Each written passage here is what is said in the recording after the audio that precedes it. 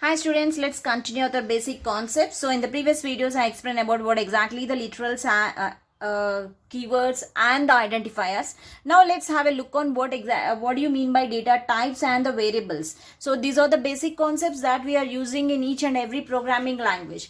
Before trying to develop any code snippets or any programming logics, try to understand the basic terms, right? So now let's see what is this data types. So data types, a data type that determine, first let me write the point, determine what value variable can hold, a variable can hold, and what are the operations and what are the operations that are performed on variable, you call it as a data type. A data type that determines what value a variable can hold and what are the operations that the variable can be performed, means operations that are performed on the variables. So that you call it as a data types. So if you consider Java, in Java data types are divided into two categories. So what are the two categories? One is the primitive data type and another is the reference data type. So the Java programming languages is divided the data types into two categories. One is the primitive and another is the reference. So now let's have a look on what exactly the primitive data type is. Primitive data type. So primitive data type means the primitive data types are predefined. These are all already predefined. You're not declaring, the programmer is not declaring it. So these are already predefined data types. And these are named by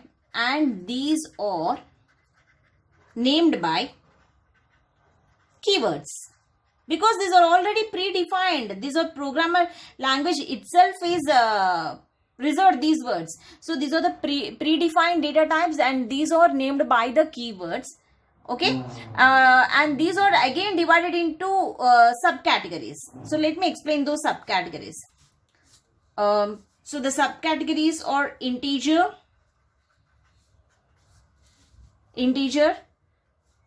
point, let me take integers, floating point,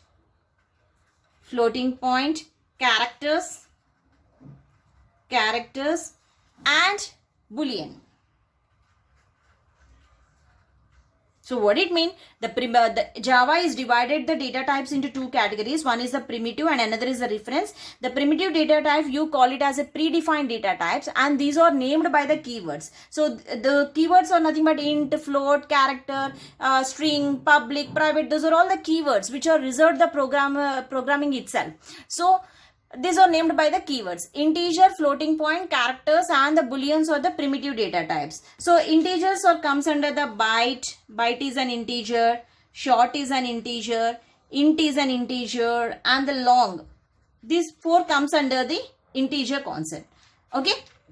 And next, floating point means float and double. Then what about the characters? Characters or represent the keyword we used is a char. The keyword that we used here is a char. And finally boolean, it's a boolean. Okay. So altogether here total 8 are there. Total 8 keywords are reserved. That is byte, short, int, long, 4 and 5, 6, 7, 8. Okay. So these 8 you call it as a primitive data types. Remember students, the in any interview or in the examination, what are the how many primitive data types are there means you have to write these 4. So byte, short, int, long, float, double, character, boolean or comes under the primitive data types. Then what about the reference data types? I said Java data types are divided into two categories, reference and the primitive. So I'll just give a word reference data type. So in the coming videos we will discuss about these reference data types, because while working on the programs we will use these reference data types. The reference data types in Java are arrays, strings, classes, interfaces, etc. Okay, so these are all comes under the reference data types. So here you have to remember that data types are divided into two: primitive references. Primitive 8 data types are there. Keywords: int, character, byte, short, int, long, float, double, character, and the boolean. And coming to the reference data types: arrays, strings, classes, interfaces. So we will discuss about each and every word in detail in the coming videos with an example. Don't worry about it, but try to remember these words, okay, because this is a basic thing. Now coming to the next concept is the variables. Variables. So what is a variable? A variable is nothing but a container which contains the data. It is a container. It is a container which contains data. What do you mean by this? I am saying it is a container which contains the data. Let me write the syntax, then you will get an idea of what exactly this variable is. Syntax is data type variable. So this is a syntax. So here I am writing an example. Int x. So what do you mean by int is a data type? What type of data type it is? It is a primitive data type. Integer. Integer is a primitive data type. Suppose if you use here a string, x means string is a reference data type. If you write float here, float x means float is a primitive data type. If you write the class means interface like arrays, if you write array x, it is a reference data type, like that. So int x. So it is a container which contains a data. Let's take 0. It's a default value. If you didn't initialize anything, it takes the 0. If you initialize the value x is equal to some 5 means x contains the 5 value. If you didn't initialize anything, by default it takes the value 0. So here this is a container which contains the data. So x is a container, so which contains the data. So container means it's nothing but a variable. So x is a variable which contains the data. So now you will get clarity what is its variable, right? So let me take you the assignment representation. So the variables, the variable, now I have declared it. If you want to see the assignment, I declared it. Assignment is variable is equal to literal. What I said, literal is a reserved, it's a fixed value which can be used in the source code representation. So example, variable means you can take any variable x and the literal is a 10. So next is the variable initialization. So declaration is over, assignment is over. Assignment means you are assigning a value to the variable, a literal to the variable. Coming to the initialization. Initialization means syntax is data type variable is equal to the literal. So see here, different students, assignment is just assigning a value to the variable, but initialization means comes with the data type. Initialization is followed with the data type. So the example for this is int x is equal to 10. Int x is equal to 10. So I'll just give here the thing. What is int? What is int? Int is a data type. You also call it as a keyword. You also call it as a keyword. Int is a data type. You call it as a keyword. And what about x? X is a variable. Okay, you can also call it as an identifier. X is a variable and we can also call it as an identifier. Okay, and here what is equal to? Equal to is an operator, assignment operator, and coming to the 10 is a literal. Did you understand? So in this example, int you call it as a data type keyword and x is a variable or identifier, equal to is the operator and 10 is a literal. So try to remember these terms, so then you'll get a complete clarity.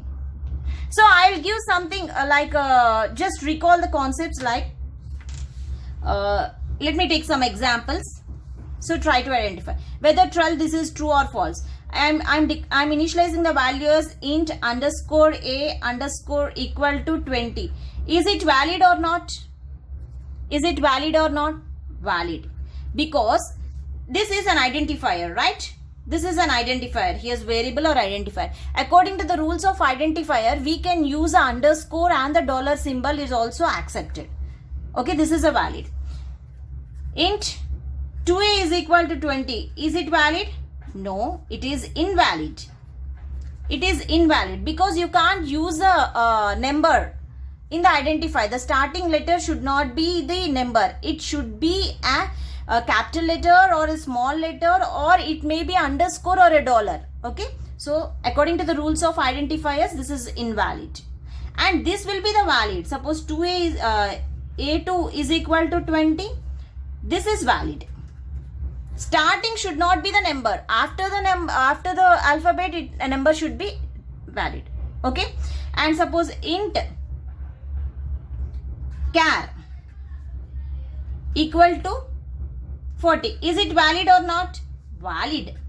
Even though character is a keyword, okay, but here all the keywords should be small letters, but here I had used the capital letter. So if it is a capital letter, it not comes under the keyword, right? So this is valid. And let me write int null is equal to 40. Is it valid? No, it's invalid. Why it is invalid? Because null is not a keyword, and it is also not an identifier, but it is a literal. It's an object literal. I already said null is an object literal, so which is reserved by the program itself. So you can't use it as a identifier or a variable. Okay, so is it clear now, students? Okay, so let me take some more examples, so that you will get a complete clarity on the concepts, what is a data type and variables and the primitive. So we are all discussed about these things, right? The keywords, identifiers, variables and the data types. So let's work on it. So you already know that how many primitive data types are there. Just now we discussed the primitive data types. Totally are 8 primitive data types. What are those? Byte, short. Always go according to the size variation. Byte is the smallest one. Short, int. Always follow this pattern so that you will get which one is having the highest storage. You will get a clarity. Float, double.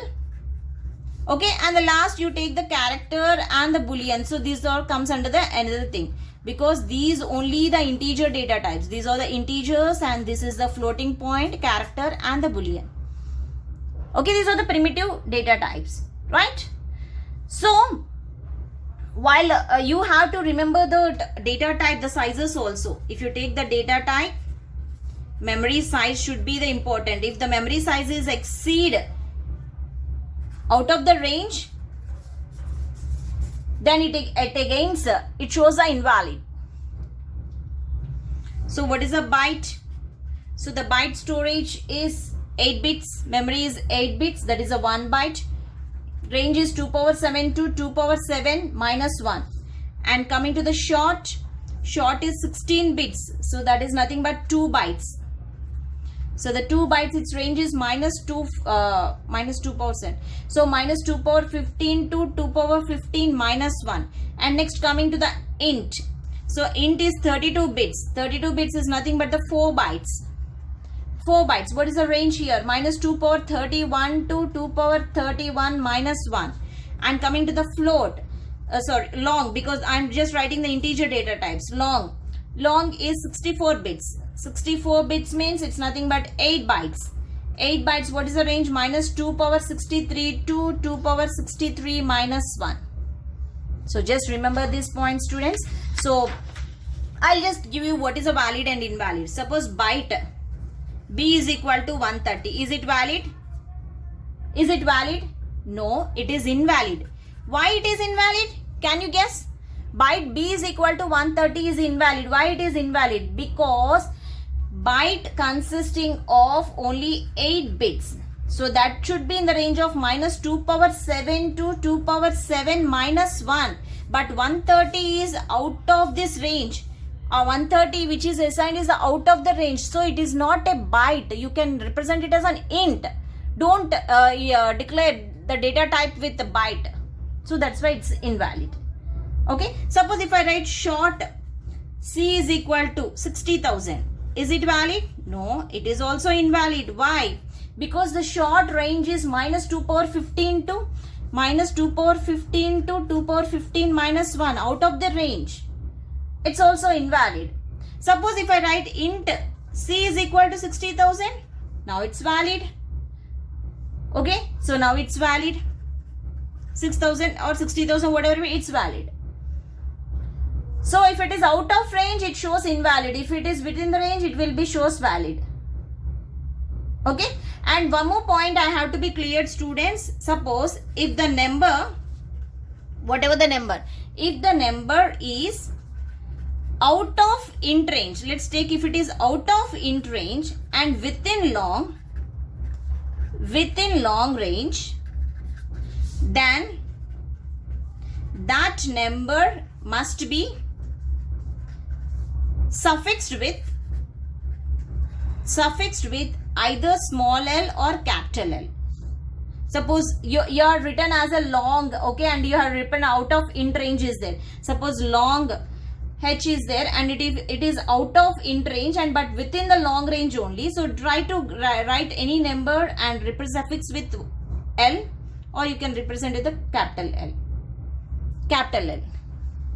Okay, so this is about the data type, students, and the literals, variables, and identifiers. So in the next video, I'll explain the type conversions. The type conversions is one of the very important concept, because if you understand the type conversion, then only the programmer, you are the programmer, so you can able to convert either implicitly the system is doing or explicitly you have to do, or what is a valid type conversion, what is an invalid type conversion, that we will see in the next video. Thank you.